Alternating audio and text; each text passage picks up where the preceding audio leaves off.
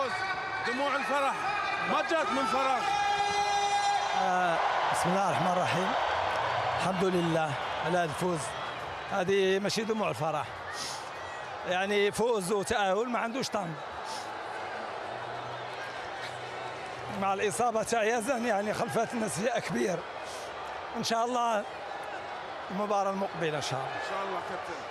نعم، إذا ألف مبروك للمنتخب الأردني، هارد لك للمنتخب العراقي. معي جمال السلامي مدرب المنتخب الأردني، نرحب فيك في قناة بين سبورتس. ألف مبروك الفوز، يعني هذه سلسلة من النتائج الجيدة التي يقدمها المنتخب الأردني اليوم، فرحة كبيرة أيضا حتى بالنسبة للجماهير. بسم الله الرحمن الرحيم. الحمد لله على هذا الفوز، يعني تأهلنا لدور النصف. كتبنا سطر جديد في تاريخ كرة القدم الأردنية. ولكن بالنسبة لي أنا شخصيا الفوز يعني مع التأهل رغم طبيعة الحال يعني سعيد اللاعبين، سعيد الجماهير، ولكن شخصيا يعني حزين جدا الإصابة تاع يزن. يعني خلفت لنا استياء كبير. لازم نقاومه. ولكن يعني نتمنى ليه انه يرجع بسرعه، لانه هادو هما اللاعبين اللي تيجي الجمهور عشانهم الملعب. يعني تنشكر جميع اللاعبين للمجهود اللي قدموا، لانه كان عندنا دخل عندنا في بين الشوطين وتاثر الجميع، واللاعبين يعني عاهدوا على انهم غيقاتلوا حتى لاخر دقيقه. يعني كانوا قد كلمتهم. تنهنيهم ونتمنى اننا نسترجعوا قوانا في اقرب وقت ان شاء الله، باش نزيدوا نساعدوا الجمهور تاعنا ان شاء الله. تقدر تطمن الجمهور الأردني على إصابة يزن؟ بينت ولا لحين ما بينت؟ قوية كبيرة، غياب كبير؟ لسه ما بينت، بس إصابة صعبة. يعني هو ماشي من اللاعبين اللي يخرجوا يعني على إثر إصابة خفيفة، وبالتالي يعني الخروج ديالو أثر علينا. مشكورين اللاعبين كاملين، ونتمنى ليه إن شاء الله أنه يعود في أقرب الأوقات. المنتخب المباراة القادمة أمام المنتخب السعودي، بكل تأكيد مباراة صعبة، ولكن ما خلصنا المباراة. لا بكل تأكيد الآن ستغلق ملف هذه المباراة وتفكر في المباراة القادمة. اليوم بتفرحون بتستمتعون مع هذا الإنجاز الكبير، ولكن مباراة أيضا صعبة المنتخب السعودي. طبيعة الحال يعني غنشوفوا اليوم، نفرحوا اليوم. كما حكيت لك يعني إنجاز كبير. اللاعبين مشكورين على المجهود اللي قدموه، يعني جميع الأطقم اللي سعوا واشتغلوا. مباراة ضد المنتخب السعودي عندها طعم خاص، لأن غنلعب ضد صديقي، يعني واحد من الناس اللي تنعزهم كثير في كرة القدم. إيرفي رونار، مدرب إيرفي رونار، كان عنده يعني فضل فان هذا الشيء اللي وصلت ليه، عنده يعني نسبه كبيره من الفضل على هذا الشيء اللي وصلت ليه، وبالتالي يعني غنلعبوا مع فريق كبير، اسم كبير، تاريخ كبير. نجهزوا ان شاء الله ونكونوا في المستوى، ونقاتلوا على الحظوظ ديالنا ان شاء الله. وبطبيعه الحال يعني الجمهور تاعنا غيكون حاضر. نتمنى ان اللاعبين كلهم يكونوا جاهزين وباش ندافعوا على الحظوظ ديالنا ان شاء الله. توفيق في المستقبل. شكرا جزيلا لك جمال السلامي مدرب المنتخب الأردني. نعود إليكم.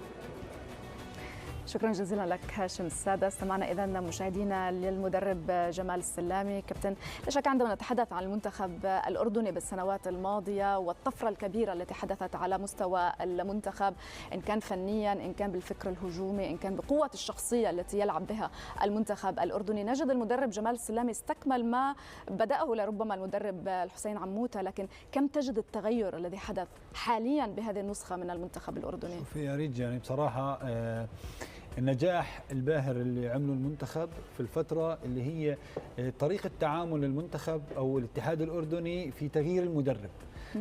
يعني خرج مدرب مغربي، جابوا مدرب مغربي، يعني نفس المدرسة ونفس الفكر ونفس الطريقة ونفس الأسلوب، نفس الروح، نفس المعنوية، ما خرجوا لمدرب بتفكير وأسلوب آخر. فلذلك ما تأثر المنتخب في خروج الكابتن حسين عموتة وتواجد الكابتن جمال السلامي. هاي النقطة كانت إيجابية جدا وتحسب للاتحاد الأردني في عملية استقطاب مدرب مغربي بعد الكابتن حسين عموتة. النقطة هاي كانت نجاح اللاعبين، الروح الموجوده، التخطيط في الاتحاد الاردني. زي ما انت شايف الكابتن جمال قاعد بيشارك في بعض اللاعبين الصغار، علي حجبي، عودي فخوري، لاعبين مواليد 2005 و2006 بين ال 19 وال 20 سنه. هاي نقطه تحسب للكابتن جمال السلام صراحه. أهل المنتخب الأردني، لكن خرج يزن نعيمات مصاب بهذه المباراة بشوطها الأول، لكنه وجه رسالة للجماهير وللاعبي المنتخب. حضر النشام من حضره. أنا الحمد لله أموري كويسة، كله تمام الحمد لله. أبشركم إن شاء الله أموري كويسة. إذا هنا كانت هذه اللقطات أثناء المواجهة وهو في داخل الاستاد بنية تعليمية، وهنا بعدها خرج للجماهير ليحييهم لتشجيع زملائه بهذه المباراة. ويعني هذه اللقطة كيف تراها نور؟ كيف تراها حسن؟ اسال حسن اول شيء. حسن وعلى رد حسن احنا بنرد. حطوني في الموقف انا يعني.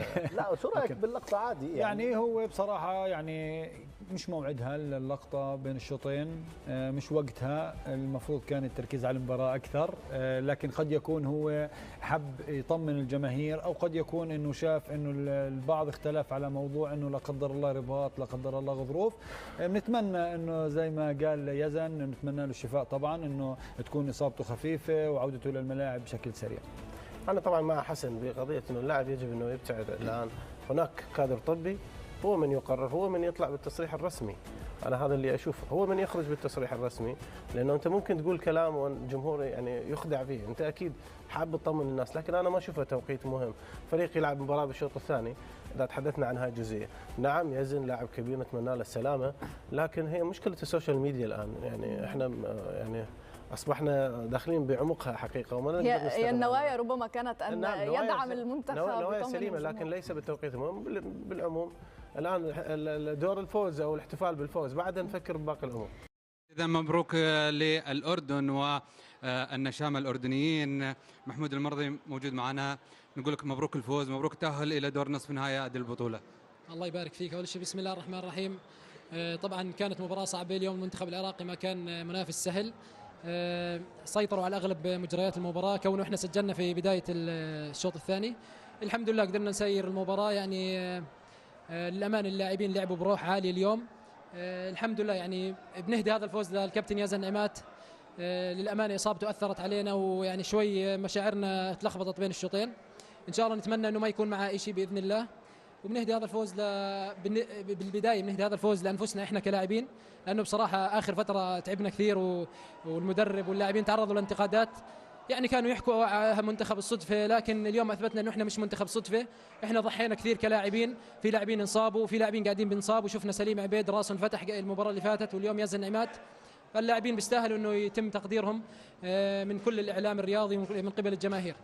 اليوم الطموح كبر مع الجماهير الأردنية كابتن. والله اكيد، شوف احنا مطالبين انه نظهر بمستوى طيب، كونه احنا متاهلين لكاس العالم، نمثل العرب، نمثل قاره اسيا.